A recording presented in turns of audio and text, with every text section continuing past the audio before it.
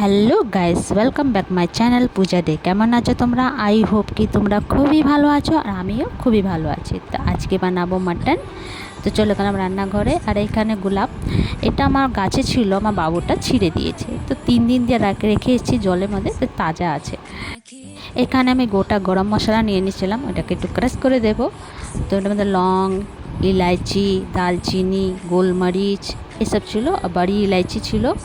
তো সবটাকে একটু ক্রাশ করে দিলাম। এখানে কুকার বসিয়ে দিচ্ছি, দিয়ে দিচ্ছি তেল। তেলটা গরম হয়ে গেছে, আর দিয়ে দিলাম জিরে, তারপরে যে শুকনো লঙ্কা আর তেজপাতা দিয়ে দিলাম।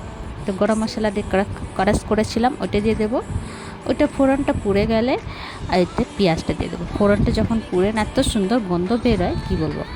তো এটা এখানে পেঁয়াজটা লাল লাল করে মানে গলিয়ে নিতে আছে, একটু লাল লাল করে ফ্রাই করতে আছে, গলিয়ে নিতে আছে।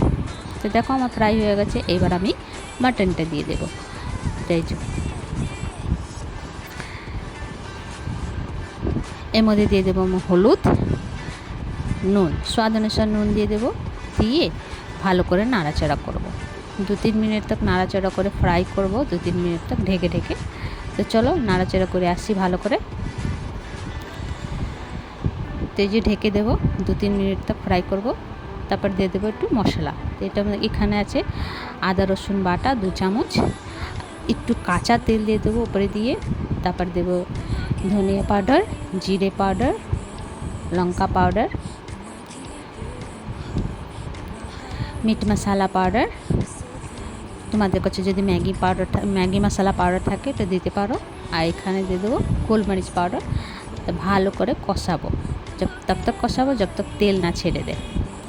তো ঢেকে ঢেকে কষাতে থাকবো, 2-3 মিনিট পরে পরে নাড়াচাড়া করতে থাকবো। আর এখানে আমি কড়াইটা বসিয়ে দিলাম, দিয়ে দেবো একটুখানি তেল, তারপরে হলুদ আর নুন একটু একটু দেবো। আর এই যে আলু কেটে রেখেছিলাম, ধুয়ে ফ্রাই করব লাল লাল করে। আগে আমাদের দিদা বানাতো মাংস লাকড়ির চুলোতে, এত টেস্টি লাগতো খেতে কী বলবো। তো এখানে দেখো 5 মিনিট পরে পরে আমি নাড়াচাড়া করতেছিলাম। এটা আমার মাংসটা কষিয়ে গেছে, আর এখানে আমার আলুটাও লাল লাল ফ্রাই হয়ে গেছে। তো এখানে আমি জল দিয়ে দেবো। তোমরা চাইলে সুসুম জলে দিতে পারো, সুসুম করে পরে। এত টঙ্কির জল সুসুম ছিল না, গরম ছিল, দুইটাই দিলাম, আমি সুসুম করলাম না। আর দিয়ে দেবো গরম মশলা। ভালো করে নাড়াচাড়া করে 4-5টা সিটি লাগাবো।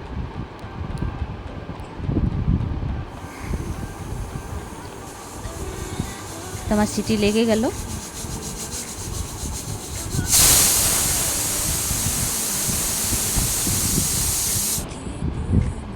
এবার ঢাকন খুলে দেবো। দেখো কত সুন্দর কালার এসছে। ফ্রাই করা আলুটা দিয়ে দেব, আর এইটাকে 2টো সিটি লাগাবো। তো দেখো আমার mutton curry ready, spicy mutton কারি।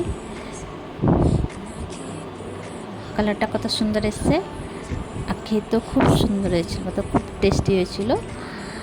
তো চলো, তোমাদেরকে ভিডিওটা কেমন লাগলো? ভালো লাগলে প্লিজ লাইক, শেয়ার, কমেন্ট করো, সাবস্ক্রাইব করে দিও। আবার নতুন ভিডিওর সঙ্গে দেখা হবে। তো তোমরা সবাই ভালো থেকো, সুস্থ থেকো। ভিডিওটা কেমন লাগলো কমেন্ট করে জানিও। চলো ভিডিওটা এখানে শেষ করছি। Bye, take care.